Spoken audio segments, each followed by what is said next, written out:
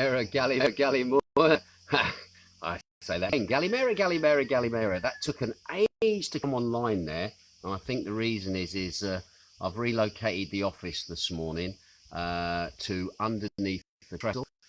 Give you a quick look at how the grapes are getting on at the moment. They seem to be coming along rather nicely. You get a better view of the grapes over there. It's still very, very hot today. Once again, thank you to Amanda for a concise weather forecast. She says, morning, Ginge. Wednesday's weather, sunny and very hot in big letters. She says, temperatures 33 degrees. It's going to feel like 36. She says, have a great day. Also, as well, from Wednesday until Friday, there's going to be a heat wave coming. The reason for that is because there's a lot of warm air that is coming from North Africa that is slowly moving across our regions. Anyway, it looks like, according to the local weather, temperatures are going to rise to about 38 degrees from tomorrow, Thursday and Friday. Looking at Friday, round about 39 degrees Celsius. There's also been a fire warning been given out as well by a local fire brigade. Once again, please be very careful when you're out and about with your cigarette ends. Don't flick them on the floor. All right, because you could inadvertently cause a fire. Once again, if you're going to have a barbecue, make sure that you're very careful with having your barbecue. You've got some form of extinguisher on hand. And also, as well, if you're going to go out for a picnic down the beach or somewhere like that, just be very careful where you put your empty bottles and glasses down, just in case you might get the old magnifying effect and inadvertently cause some form of fire. Okay, then. Just switch the camera around to my face. It was a really busy day yesterday. Lots been going on in the way of the news, and I will be getting on to that. But in the meantime, just to let you know that today Jane is at the airport, and the reason for that is we've got some more Brits coming along. But let's have a look who's arriving today in Zakynthos. We've got one flight in from Athens today. We've got 3 in from Amsterdam today. Also one from another part of the Netherlands as well. So that's 4 from the Dutch. We've got 1 flight in from Brussels, 1 in from Sweden, 1 in from Denmark, 1 in from Israel. We've also got 1 flight in from Corfu. So the Corfuers can come and have a holiday here in Zakynthos. We've also got 3 flights in from Italy as well. And we have 1 UK flight in today, which is an EasyJet, which is coming in from Bristol. Don't know how many people are on that, but you never know. It could be a full flight. Let's hopefully it is. So anyway, if you know anybody on that flight, just give us a shout. I'd just be curious to know. Right. Infection rates then in the last 24 hours in Greece, I'm afraid they're on the rise again, which is not good. I did report to you the other day, 2,065 new infections across the country. Today's rate at the moment, 3,109 new infections recorded yesterday. 11 new infections recorded at entries into the country, which was down on the day before, which was 12. Now, according to the national stats yesterday, I couldn't see any cases in Corfu. I couldn't see any cases in the prefecture of Kefalonia. So it looks like they've had a little bit of a respite from new infections. However, unfortunately, Zakynthos is reporting another 9 infections, which is now bringing the total infections for July here on Zakynthos up to 27 new cases this month. When you compare that to the month previous, where we had only 7 cases in June, it is a little bit disconcerting to say the least. Anyway, when it comes to deaths have actually dropped across the country at the moment. We did report 10 deaths the other day. Deaths have dropped to 4 deaths yesterday, that bringing the death toll now to 12,806. The average age of those, 79 years of age. 96.4% of those having underlying health conditions, all being over the age of 70. And once again, our condolences to those families that are affected. Interestingly as well, when it comes to critical cases, they are still on the decline, despite the fact that everybody's talking about a 4th wave. 139 was reported to you the other day. That is now dropped down to 133 cases. 88 of those are male, 45 of those are female. Once again, the average age of critical cases is 67 years of age. 83.5% of those have underlying health issues or are over the age of 70. So there you go. That is the stats for today. So again, kind of mixed, all right? Going up in infections, but we're down on deaths and we're down on ICU, people in ICU. So again, that is a positive in that direction. Now, yesterday, everybody was in a flurry. I'd never had so many phone calls from people giving me either a heads up or just basically saying, have you seen the news today? In fact, the telephone calls got so intense yesterday that I started making the first half of my Northern Soul show. The phones started to ring, and then after that, I've got to make the second half today because I was quite busy talking with people from all over, mainly entertainers last night as well, about what is going on in regards to the rules that were announced yesterday. Right, so I'm going to go through this very, very slowly because I think it's important that there is clarity here and that people understand it's not as bad as what everybody is feeling it could be, all right? However, there are still little bits which are unclear and unsure, which I think when it's spoken aloud, shall we say, it kind of gets cleaned up. Anyway, with the fourth wave of the pandemic in full swing, all right, this is the words the press are using. Greek Prime Minister Mitsotakis announced that vaccinations against COVID-19 will be mandatory for healthcare workers and for nursing home staff. Now, the measure for nursing home staff is effective immediately, while healthcare workers will have to be vaccinated starting on the 1st of September.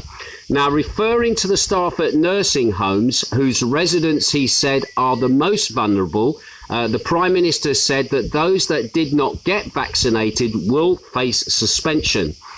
He also stressed those who do not do so will be suspended from work from August the 16th onward.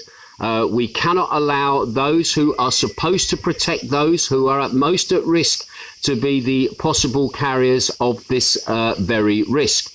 Now, as for the mandatory vaccinations of healthcare professionals in the public and private sectors, they will begin on the 1st of September. Now, Mitsotakis also said it is conceivable, for example, that an unvaccinated nurse would care for a immunised suppressed cancer patient.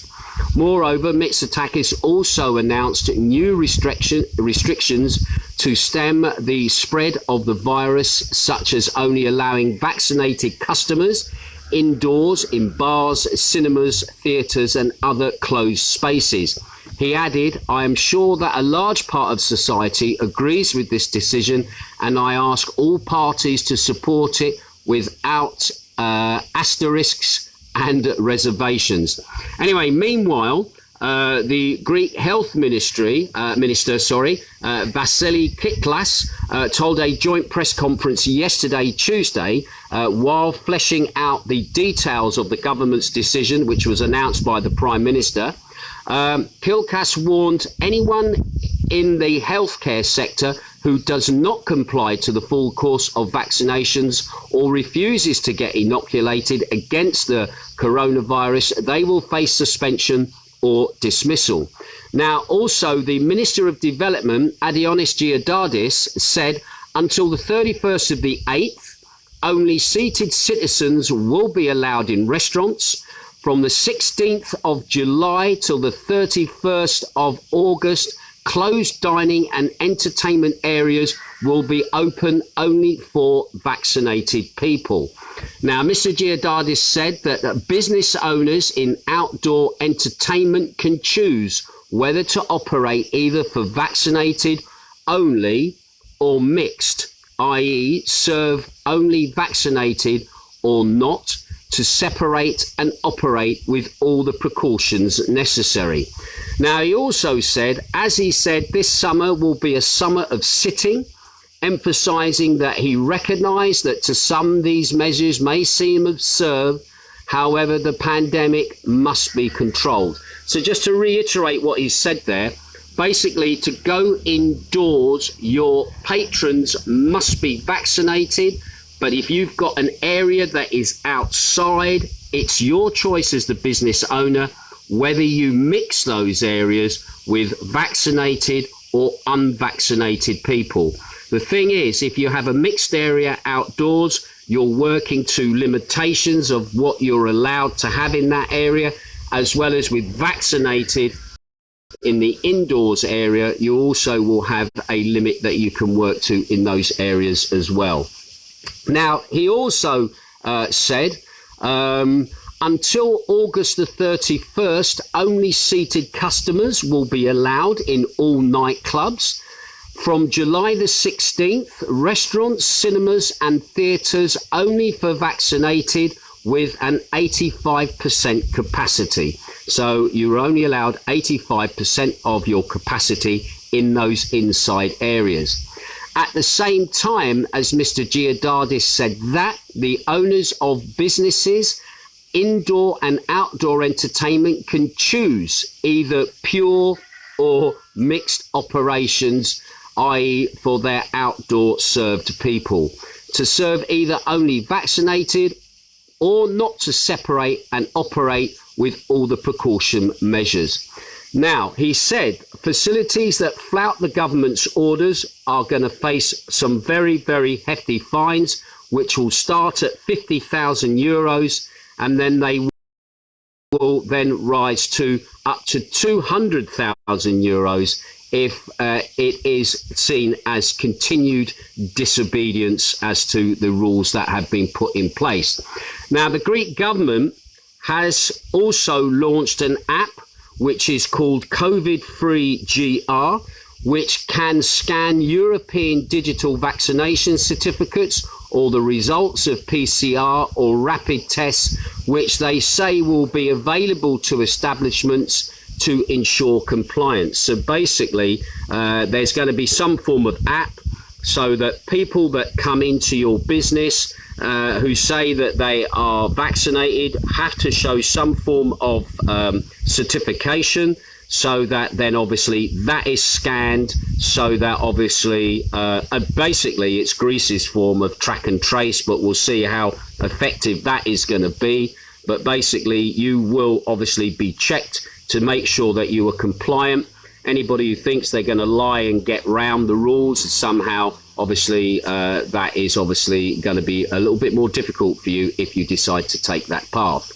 Anyway, the interesting thing as far as I'm concerned is that public and private sector employees will have the right, public and private sector employers, I do re-emphasise that, will have the right to ask employees whether they have been vaccinated. However, what has been observed is there is no mention if employees in the private sector, employees need to be vaccinated, unlike the public sector, where employees in that sector have to be vaccinated. So at the moment, that has not been made clear in any of the rules as to whether private sector employees have to be vaccinated or not, whereas in the public sector, in healthcare, hospitals, they have to be mandatory in vaccinated. Now, and also as well, it seems that employers now are being allowed to ask the question over your vaccination status in both the private and the public. I feel what they're doing here is they're saying to the employers in the private sector, bars, restaurants and all of those areas, we're not making it mandatory at the moment for your employees all to be vaccinated. We're hoping that these people will get vaccinated because the people in the public employee will get vaccinated so they can go to work with obviously the minimum of fuss. Now, also they said that Greece is betting on a revival of its tourism sector this summer, but it's worried about the surge in the infections driven by the highly contagious Delta variant. They're also saying at the moment 41% of Greeks are fully vaccinated so far, while tourists need to show that they have been vaccinated or present a negative PCR test to enter the country.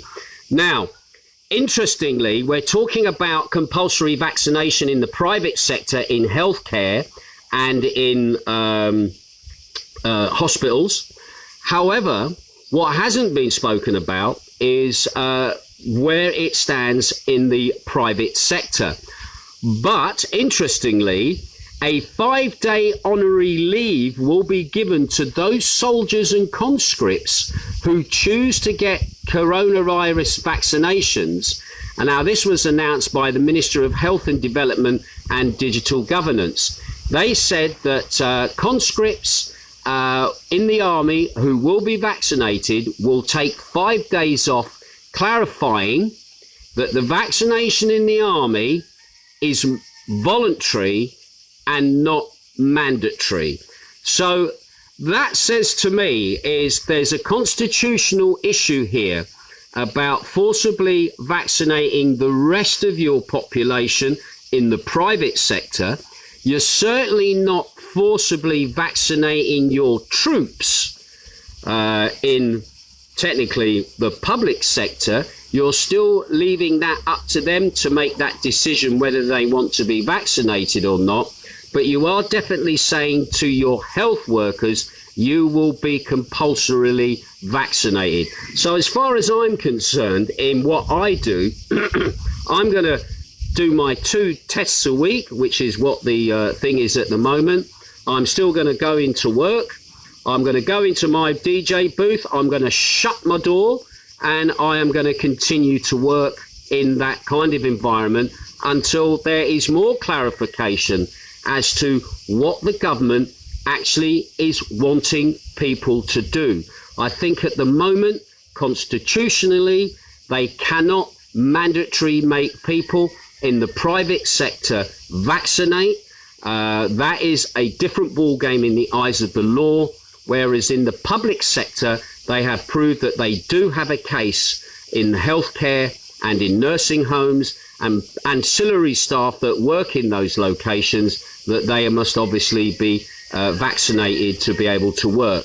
But when it comes to the military, they have still basically not confirmed, but said they are only going to take volunteers for vaccination. They are not obligatory making their troops vaccinate in the same way that they made, or the government had, the firemen on the international side of firefighting have to take the vaccine. And also, just to reinforce that as well, there was a government spokeswoman this morning, Aristoli Poloni. She ruled out the possibility of a countrywide lockdown despite the surge in coronavirus infections. She was speaking on Greek Sky this morning, Greek Sky TV this morning, and radio. We hope to have reached a 70% level of immunity by the end of the summer, she said, adding that the sharp increases in cases, increasingly driven by the Delta variant, has so far not put an extra pressure on Greece's healthcare services, which is true because, as you've heard, the numbers in those cases have been steadily declining. I don't think the numbers have gone up. I think there was one little blip, but in general, the numbers have declining, like the death rate has been declining. Anyway, speaking of the government's decision to make COVID shots compulsory for health workers and staff at nursing homes, Poloni did not rule out expanding the measure to other professional groups. So that just now reinforces what I've already just said, is that at the moment, yes, if you're a healthcare worker or you're a worker in a nursing home, an ancillary worker, a cleaner in those locations, you will have to compulsorily vaccinate. But at the moment, in other sectors, in the private sector, entertainment, bars, restaurants, cafes, or whatever, hotels, they have not extended measures to mandatory vaccinate in those professional groups, as they're calling it. And as she says finally in her statement, everything is being reviewed and assessed depending on the evolution of the pandemic and the inoculation program. So there we go. As far as I'm concerned, and I'm going to say this again, I don't intend to get vaccinated at the moment. I am going to operate within the rules that are in place at the moment, which is to test twice a week. I will still go into work. I will lock myself in my DJ booth. Nobody can get at me in there. And I will just carry on doing my job until the government say otherwise and clearer rules are put in place for those people in the private sector as to where they stand in regards of having the vaccine or not. However, if you're somebody who feels you've got to have the vaccine, go ahead and have it. I'm not stopping you having it. But in regards to other people, you are under no obligation at the moment, if you're working in the private sector, bars, restaurants, cafes, whatever, that you need to have the vaccine if it is not your choice. And I'm going to leave that there. I'll see what comments that I get from people. I'll be interested to see what your views on that as well. Right, a little bit of good news then. The KTEL buses of Zakynthos, they have increased routes to tourist areas of Zakynthos in order to serve locals, but also Greeks and foreign visitors who want to move about the island and cheaply. Now, specifically, buses to Laguna, Silovi, Argasi, Alikez, Vassilikos and other tourist areas, their itineraries have now doubled. That means there's more buses on those routes at the moment. And guess what? The price of a ticket to go to those locations is only €1.60. Okay, they say at the moment traffic is encouraging from the moment, and Pacific itineraries are under review. And if they need to put more buses on, they will. Now, the president of the KTEL Zakynthos, that's the bus company here, the public bus company here, Adonis Georgiadis, said, for the past 15 days, we have timidly started some itineraries in the tourist areas, especially in Laguna and Silovi. Messages at first were not encouraging, but since the end of last week, we have seen the tourist arrivals on the island increase. And from Monday, just gone, we started a medium program compared to other years with more itineraries to the beaches. And within a few days, we can say that the measures are encouraging. We have to close 10 itineraries to Silovi and Laguna, 6 to Argasi. There's 4 buses to Vassilikos and Alikez, and there have also been 3 itineraries, extra buses to and from Athens as well. So not only for around the island, but getting on and off the island. And we see that there is a response from people. It was noted that efforts are being made to improve the situation and return routes as they were in 2019, which is quite difficult due to the situation that prevails. We expect that maybe in the coming days more people will come to the island and we will be able to do much better, the president said. Things are going extremely well in terms of vaccinations for the drivers and the rest of the staff of KTEL Zakynthos. As the president of KTEL pointed out in the local press, the vaccination rate is very high, with almost 100% rate for those people working on the buses, which again, I will point out, is technically a public company. All right, so there you go. There's more on the buses going on and more bus routes. I know Jane was looking at those the other day for guests trying to get to the water park up in Sercanado. But yeah, there are buses on. If you want bus timetables, please don't start messaging me the bus timetables, please. Have a look online. Or better still, if you look in the bus stops around, there's normally timings on the bus stops. And I'm sure if you ask your hotel reception, they'll be able to give you information on the times of buses if you want to take those, all right? Good little tip. Take the bus there, get a taxi back. That makes life even easier. Some pretty bad news coming from Mykonos then. One man was stabbed to death during a brawl on the popular tourist island late on Monday night, according to reports on Tuesday. According to police sources, the incident occurred shortly after 11 p.m. in the area of Agios Ferraris, when around about 12 Albanian nationals met to settle a financial dispute. Anyway, a violent fight then ensued. One man was stabbed, only to die shortly after. The brawlers left the scene. However, police said that 4 were detained. Once again, not a common thing that happens here, and very sad for the family that is involved. But once again, it happens everywhere, and obviously it happens here in Greece as well. Anyway, interesting story then, reference education here in Greece. Most of the 11,700 appointments for the next school year, which will be made in Greek primary education, were announced by the Education Ministry, much to the disappointment of the Elementary School Teachers Union, which is called DO, which is complaining that the distribution is not based on the needs, but on the effort to strike a balance among the different federations. Now, for these appointments, 53% are in primary education and 47% is in secondary education. The DOE Secretary, Stavros Petros, told the Greek press the distribution seems to have been made with an aim of maintaining the balance between the federations rather than the department's needs, obviously within the schools. Meanwhile, the minister removed a provision from the bill that would have allowed the appointment of private education teachers as school principals and to other executive posts. It was opposed by the Private Teachers Federation, which said appointments would not be meritocratic, i.e. on the person best suited for the job, but also based on party affiliations. For those people who don't really understand about how the education works here, if you're a teacher, it's quite amazing. In the UK and in most countries, you're kind of used to teachers being from the local community. You recruit teachers within the local community, and basically they come and work. They're kind of integrated with the local community, and they become the people that you know. Now, within the Greek system, people are appointed where teachers are needed, and they are sent. Sometimes people get appointed to posts they don't really want to be there.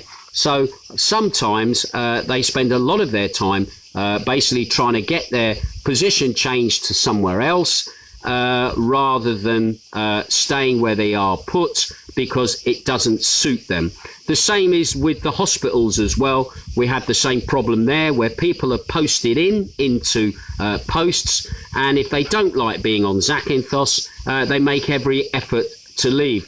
So one thing I will say to Mr. Mitsotakis is that these reforms to the education system that you're talking about here in Greece, I hope that you pay heed to this, where people come to where they want to go and not forced to come to somewhere where they don't go. And I'm hoping that people who live locally, who are qualified to do that job, they are able to take up those appointments where and when needed. And so therefore people are integrated. Your teacher then becomes a fixture for your local community, rather than somebody who's here just while the term is on and then disappears away again, whether to come back or not, depending on whether they decide they want to come back or not. So again, that's just a little thing, a little reflection of how things are in Greece in regards to education.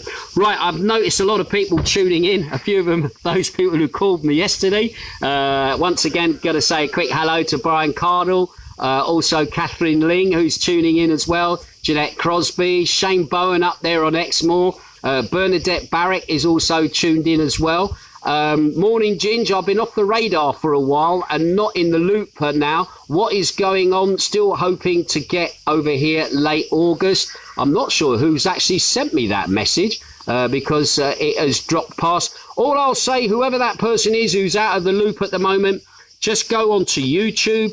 You can just sit down. You can actually read through the bullet points on YouTube of what each episode is of my podcast.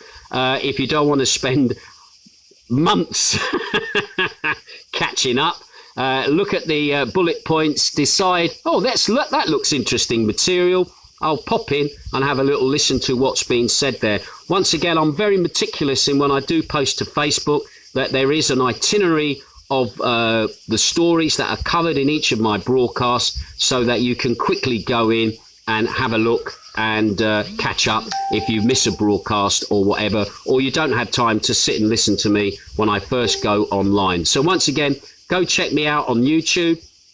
There are links, DJ Ginge Coldwell on YouTube. Once again, like and subscribe to there as well. That would be fantastic. So then obviously you can keep up with what's going on.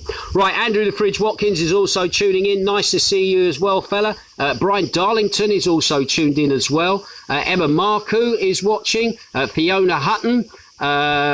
She says, morning, Ginge. I hope you and Jane are well. Yes, very well. Don't forget today, Jane is going to be at the airport. If you're on that Bristol flight, not that you'll be watching this broadcast now because you'd probably be in the air, go and say hello. She'd greatly appreciate just to know how many people are on the flights, etc. as well. David Matthews says good morning. Maureen as well, round the corner, is tuned in. There was somebody else that came up on my radar. Danielle is also tuning in, our lovely entertainer from Magdalena's Pretty Girls Entertainment. She's also looking in as well. Simon Grindley from Wendover is tuning in, and Yvonne Moreau is also tuning in as well. Right, that's it from me. I'll keep my ear to the ground. If I hear of any more information, I will let you know. Just to let you know, I will be in Magdalena's this evening, obviously discussing with Dennis the way forward for moving everything in, getting ready to kick off probably Saturday night with something happening. Our first night that we're allowed people vaccinated upstairs inside, and we can now use the whole of our area. Obviously, only people that are vaccinated in the inside section. Those people downstairs can be mixed. And again, it's going to be interesting to see how this is all going to operate and this is all going to work.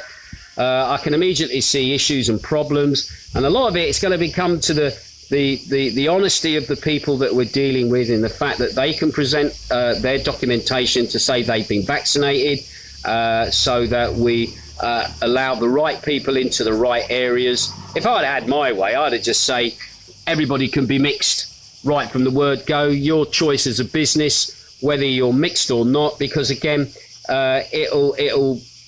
it's less hassle for those running the businesses, making sure that the people who are in the business are who they say they are and they have been vaccinated or not.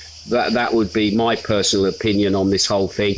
It's going to be interesting to see how this is going to be policed, and it's going to be interesting to see how active the police are going to be in imposing the fines and rulings that the government want to do. And when you're looking at a 50 grand fine for a first offence going up to a 200,000 fine, that is going to be interesting to see just how they are going to police that, if they do police that. Because again, you can put edicts out to your heart's content, but unless somebody is on the ground enforcing it, you're just whistling in the wind. All right. But anyway, I'm going to leave that there. You have a fantastic day wherever you are.